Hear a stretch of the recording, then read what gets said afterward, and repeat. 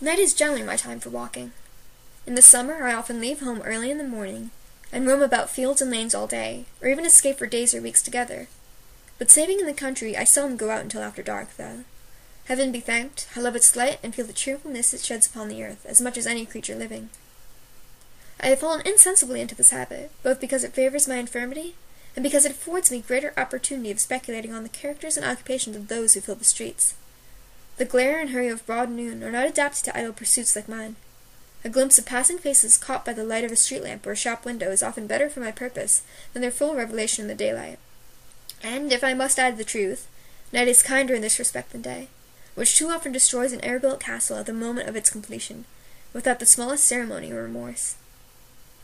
That constant pacing to and fro, that never-ending restlessness, that incessant tread of feet wearing the rough stone smooth and glossy. Is it not a wonder how the dwellers in narrow ways can bear to hear it?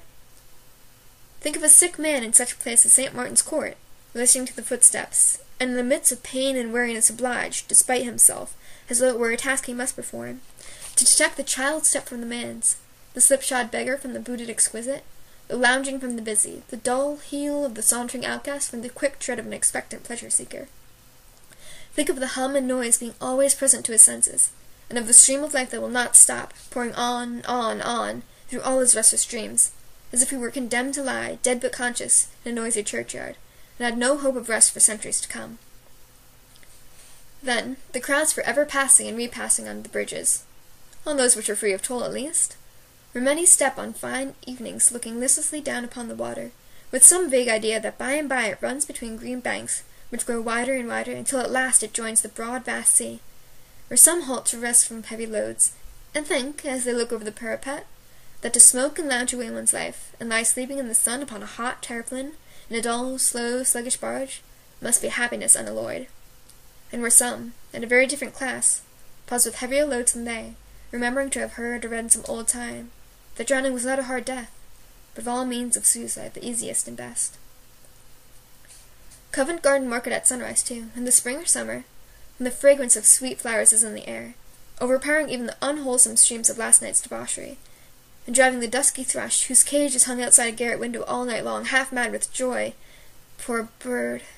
The only neighboring thing at all akin to the other little captives, some of whom, shrinking from the hot hands of drunken purchasers, lie drooping on the path already, while others, sodden by close contact, await the time when they shall be watered and freshened up to please more sober company, and make old clerks who pass them on their road to business wonder what has filled their breasts with visions of the country.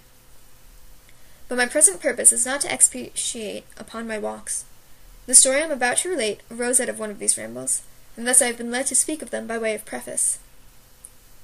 One night I had roamed into the city, and was walking slowly on in my usual way, musing upon a great many things, when I was arrested by an inquiry, the purport of which did not reach me, but which seemed to be addressed to myself, and was preferred in a soft, sweet voice that struck me very pleasantly. I turned hastily round, and found at my elbow a pretty little girl, who begged to be directed to a certain street at a considerable distance, indeed in quite another quarter of the town. "It is a very long way from here," said I, "my child." "I know that, sir," she replied timidly. "I'm afraid it is a very long way, for I came from there tonight." "Alone?" said I in some surprise. "Oh, yes, I don't mind that. But I am a little frightened now, for I have lost my road." "And what made you ask it of me? Suppose I should tell you wrong?" "I am sure you will not do that," said the little creature. "You are such a very old gentleman, and walk so slow yourself." I cannot describe how much I was impressed by this appeal, and the energy with which it was made, which brought a tear to the child's clear eye, and made her slight figure tremble as she looked up into my face. "Come," said I, "I'll take you there." She put her hand in mine, as confidingly as if she had known me from her cradle, and we trudged away together, the little creature accommodating her pace to mine, and rather seeming to lead and take care of me than I to be protecting her. I observed that every now and then she stole a curious look at my face, as if to make sure that I was not deceiving her, and that these glances, very sharp and keen they were too, seemed to increase her confidence at every repetition. For my part, my curiosity and interest were, at least, equal to the child's, for child she certainly was, although I thought it probable from what I could make out, that her very small and delicate frame imparted a peculiar youthfulness to her appearance. Though more scantily attired than she might have been, she was dressed with perfect neatness, and betrayed no marks of poverty or neglect. "Who has sent you so very far by yourself?" said I. Somebody who was quite kind to me, sir." "And what have you been doing?" "That I must not tell," said the child. There was something in the manner of this reply which caused me to look at the little creature with an involuntary expression of surprise, for I wondered what kind of errand it might be that occasioned her to be questioning. Her quick eye seemed to read my thoughts. As it met mine, she added that there was no harm in what she had been doing, but it was a great secret, a secret which she did not even know herself. This was said with no appearance of cunning or deceit, but with an unsuspicious frankness that bore the impress of truth. She walked on, as before, growing more familiar with me as we proceeded, and talking cheerfully by the way, but she said no more about her home, beyond remarking that we were going quite a new road, and asking if it were a short one. While we were thus engaged, I revolved in my mind 100 different explanations of the riddle, and rejected them every one. I really felt ashamed to take advantage of the ingenuous or grateful feeling of the child for the purpose of gratifying my curiosity. I love these little people, and it is not a slight thing when they, who are so fresh from God, love us. As I had felt pleased at first by her confidence, I determined to deserve it, and to do credit to the nature which had prompted her to repose it in me. There was no reason, however, why I should refrain from seeing the person who had inconsiderately sent her to so great a distance by night and alone, and as it was not improbable that if she found herself near home she might take farewell of me and deprive me of the opportunity, I avoided the most frequented ways and took the most intricate. Thus it was not until we were arrived in the street itself that she knew where we were. Clapping her hands with pleasure, and running on before me for a short distance, my little acquaintance stopped at a door, and remaining on the steps when I came up, knocked at it when I joined her. A part of this door was of glass, unprotected by any shutter, which I did not observe at first, for all was very dark and silent within, and I was anxious, as indeed the child was also, for an answer to our summons. When she had knocked twice or thrice, there was a noise as if some person were moving inside, and at length a faint light appeared through the glass, which, as it approached very slowly, enabled me to see both what kind of person it was who advanced, and what kind of place it was through which he came. He was a little old man with long grey hair, whose face and figure, as he held the light above his head, and looked before him as he approached, I could plainly see.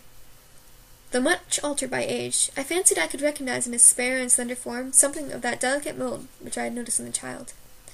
Their bright blue eyes were certainly alike, but his face was so deeply furrowed, and so very full of care, that here all resemblance ceased. The place through which he made his way at leisure was one of those receptacles for old and curious things which seem to crouch in old corners of this town, and to hide their musty treasures from the public eye in jealousy and distrust. There were suits of mail, standing like ghosts in armor here and there, fantastic carvings brought from monkish cloisters, rusty weapons of various kinds, distorted figures in china and wood and iron, and ivory, tapestry, and strange furniture that might have been designed in dreams. The haggard aspect of the little old man was wonderfully suited to the place. He might have groped among old churches and tombs and deserted houses, and gathered all the spoils with his own hands. There was nothing in the whole collection but was in keeping with himself, nothing that looked older or more worn than he. As he turned the key in the lock, he surveyed me with some astonishment, which was not diminished when he looked from me to my companion. The door being opened, the child addressed him as her grandfather, and told him the little story of our companionship. "Why, bless thee, my child," said the old man, patting her on the head. "How couldst thou miss thy way? What if I had lost thee now?" "I would have found my own way back to you, grandfather," the child said boldly. "Never fear." The old man kissed her, then turned to me and begged me to come in. I did so. The door was closed and locked. Preceding me with the light, he led me through the place I had already seen from without, into a small sitting room behind, in which there was another door opening into a kind of closet, where I saw a little bed that a fairy might have slept in. It looked so very small and was so prettily arranged. The child took a candle and tripped into this little room, leaving the old man and me together. "You must be tired, sir," said he as he placed a chair near the fire. "How can I thank you?" "By taking more care of your grandchild another time, my good friend," I replied. "More care!" said the old man in a shrill voice. "More care of Nellie! Why, who ever loved a child as I love Nell?" He said this with such evident surprise that I was perplexed what answer to make. The more so because, coupled with something feeble and wandering in his manner, there were in his face marks of deep and anxious thought, which convinced me that he could not be, as I had been at first inclined to suppose, in a state of dotage or imbecility. "I don't think you consider," I began. "I don't consider?" cried the old man, interrupting me. "I don't consider her? Ah, how little you know of the truth! Little Nellie, little Nellie!" It would be impossible for any man, I care not what his form of speech might be, to express more affection than the Dalerian curiosities did in these 4 words. I waited for him to speak again, but he rested his chin upon his hand, and shaking his head twice or thrice, fixed his eyes upon the fire. While we were sitting thus, in silence, the door of the closet opened, and the child returned, her light brown hair hanging loose about her neck, and her face flushed with the haste she made to rejoin us. She busied herself immediately preparing supper. While she was thus engaged, I remarked that the old man took an opportunity of observing me more closely than he had done yet. I was surprised to see that all this time everything was done by the child, and that there appeared to be no other persons but ourselves in the house. I took advantage of a moment when she was absent to venture a hint on this point, to which the old man replied that there were few grown persons as trustworthy or as careful as she. "It always grieves me," I observed, roused by what I took to be his selfishness. "It always grieves me to contemplate the initiation of children into the ways of life, when they are scarcely more than infants.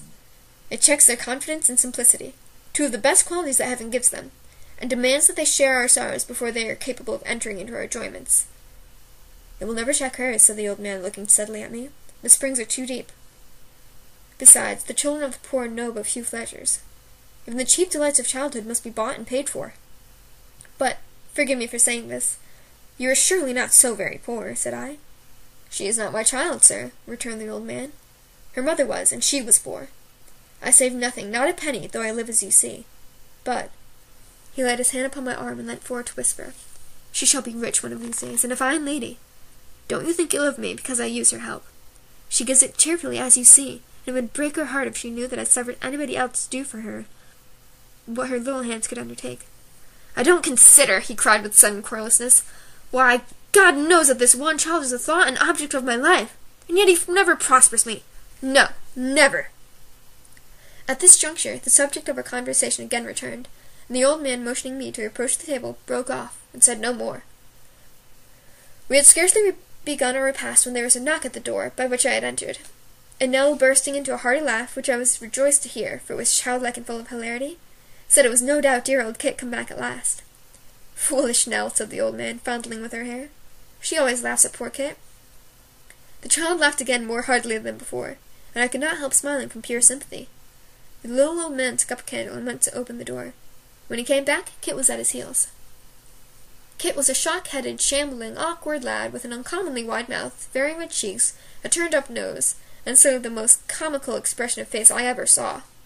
He stopped short at the door upon seeing a stranger, twirled in his hand a perfectly round old hat without any vestige of a brim, and, resting himself now on one leg, and now the other, and changing them constantly, stood in the doorway, looking into the parlour with the most extraordinary leer I ever beheld.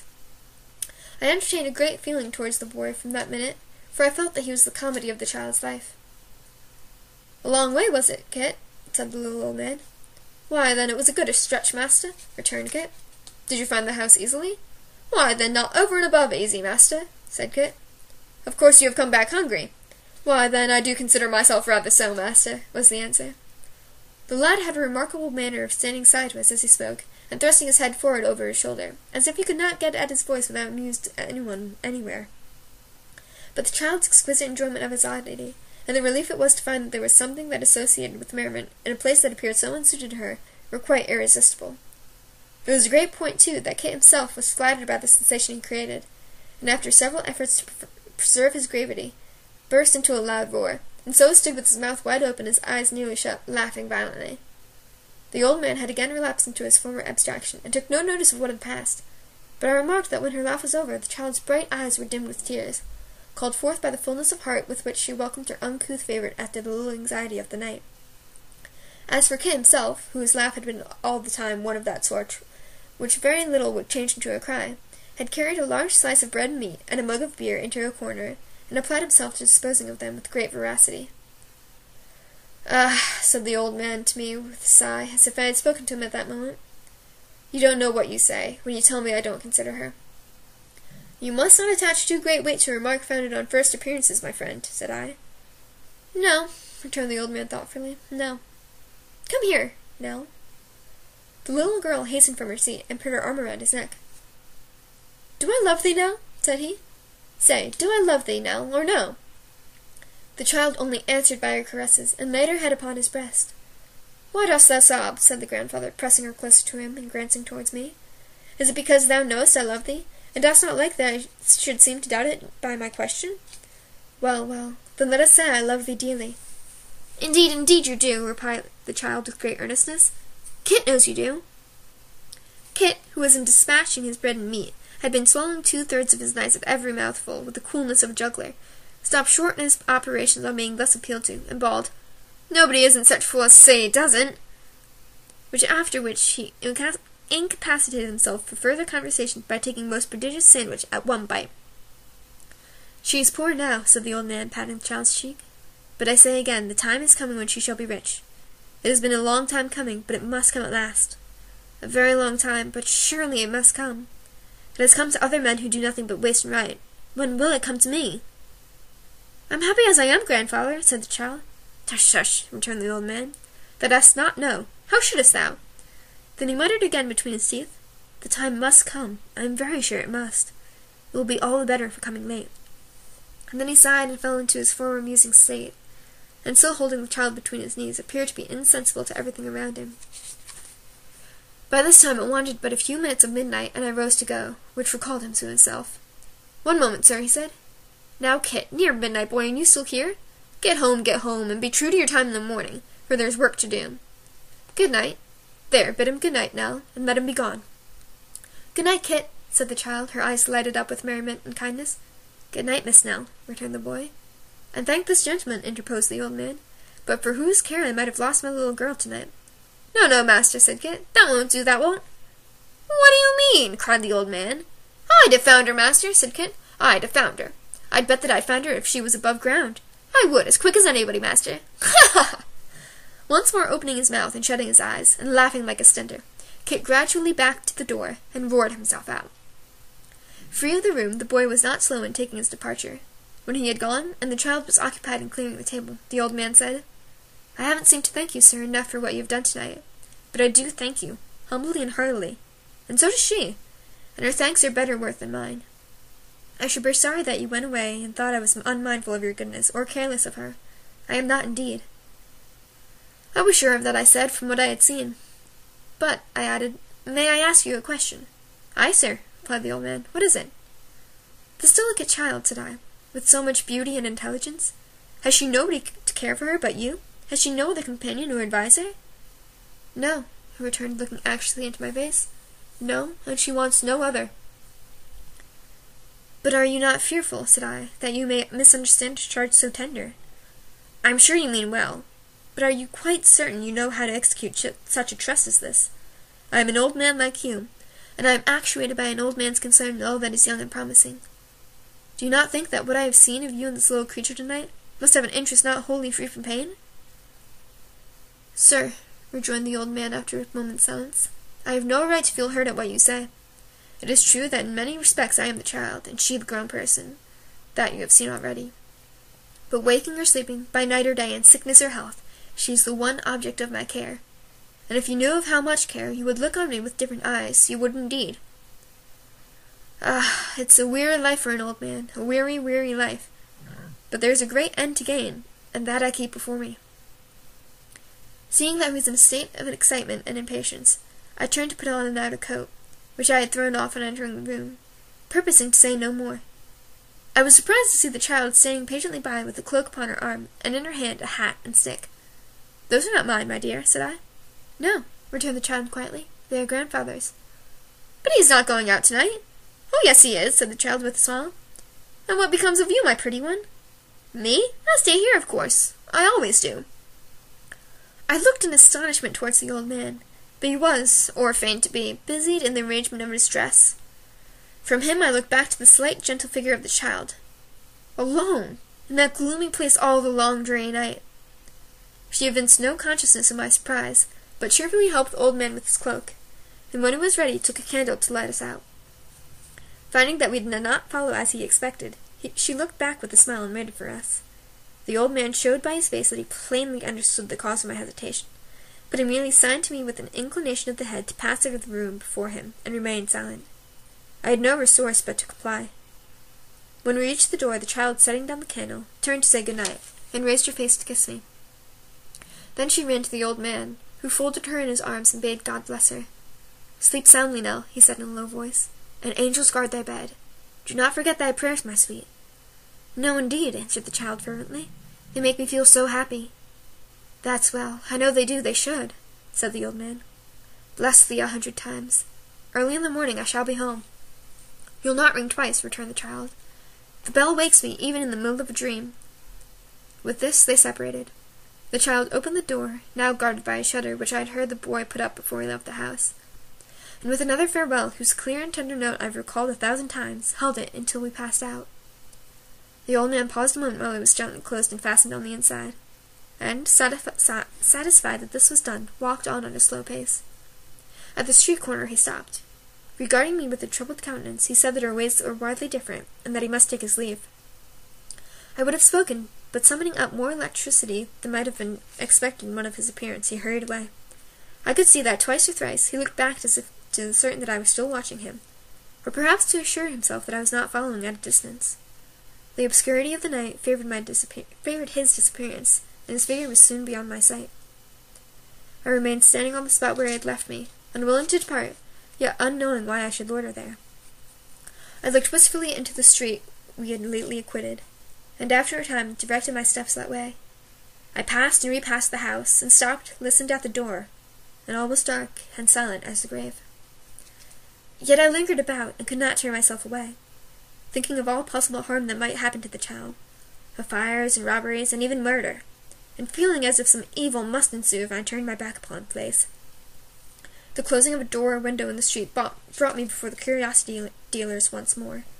I crossed the road and looked up at the house, to assure myself that the noise had not come from there. No, it was black, cold, and lifeless as before. There were few passengers astir. The street was sad and dismal, and pretty well my own. A few stragglers from the theatres hurried by, and now and then I turned aside to avoid some noisy drunkard as he reeled homewards. But these interruptions were not frequent, and soon ceased. The clock struck 1. Still I paced up and down, promising myself that every time should be the last, and breaking my faith with myself on some new plea, as often as I did so. The more I thought of what the old man had said, and of his looks and bearing, the less I could account for what I had seen and heard. I had a strong misgiving that his nightly absence was for no good purpose. I had only come to know the facts with the innocence of the child, and though the old man was by at the time, and saw my undisguised surprise, he had preserved a strange mystery on the subject, and offered no word of explanation. These reflections naturally recalled again, more strongly than before, his haggard face, his wandering manner, his restless, anxious looks. His affection for the child might not be inconsistent with villainy of the worst kind. Even that very affection was, in itself, an extraordinary contradiction, or how could he leave her thus? Disposed as I was to think badly of him, I never doubted that his love for her was real. I could not admit the thought, remembering what had passed between us, and the tone of voice in which he had called her by her name. "Stay here, of course," the child had said in answer to my question. "I always do." What could take him from home by night, and every night? I called up all the strange tales I had ever heard, of dark and secret deeds committed in great towns, and escaping detection for a long series of years. Wild as many of these stories were, I could not find one adapted to the mystery, which only became more impenetrable in proportion as I sought to solve it. Occupied with such thoughts as these, and a crowd of others all tending to the same point, I continued to pace the street for 2 long hours. At length the rain began to descend heavily, and then, overpowered by fatigue, though no less interested than I had been at first, I engaged the nearest coach and so got home. A cheerful fire was blazing on the hearth, the lamp burnt brightly, my clock received me with its old familiar welcome. Everything was quiet, warm, and cheering, and in happy contrast to the gloom and darkness I had quitted. I sat down in my easy chair, and falling back upon its ample cushions, pictured to myself the child in her bed, alone, unwatched, uncared for, save by angels, yet sleeping peacefully. So very young, so spiritual, so slight and fairy-like a creature, passing the long dull night in such an uncongenial place. I could not dismiss it from my thoughts. We were so much in the habit of allowing impressions to be made upon us by external objects, which should be produced by reflection alone, but which without such visible aids often escape us, that I am not sure I should have been so thoroughly possessed by this one subject, but for the heaps of fantastic things I had seen huddled together in curiosity dealer's warehouse. These, crowding on my mind, in connection with the child, and gathering round her, as it were, brought a condition palpably before me. I had her image, without any effort of imagination, surrounded and beset by everything that was foreign to its nature, and farthest removed from the sympathies of her sex or age. If these helps to my fancy had all been wanting, and I had been forced to imagine her in a common chamber, with nothing unusual or uncouth in its appearance, it is very probable that I should have been less impressed with her strange and solitary state. As it was, she seemed to exist in a kind of allegory, and having these shapes about her claimed my interest so strongly that, as I had already remarked, I could not dismiss her from my recollection, do what I would. It would be a curious speculation, said I, after some restless turns across and across the room, to imagine her in her future life, holding her solitary way among a crowd of wild, grotesque companions, the only pure, fresh, youthful object in the throng. It would be curious to find— I checked myself here, for the theme was carrying me along with it at a great pace, and I already saw before me a region on which I was little disposed to enter. I agreed with myself that this was idle musing, and resolved to go to bed and court forgetfulness. But all that night, waking or in my sleep, the same thoughts recurred, the same images retained possession of my mind. I had, ever before me, the old, dark, murky rooms, the gaunt suits of mail with their ghostly silent air, the faces all awry, grinning from wood and stone, the dust and rust and worm that lives in wood, and all alone in the midst of all this slumber and decay and ugly age, the beautiful child in her gentle slumber, smiling through her light and sunny dreams.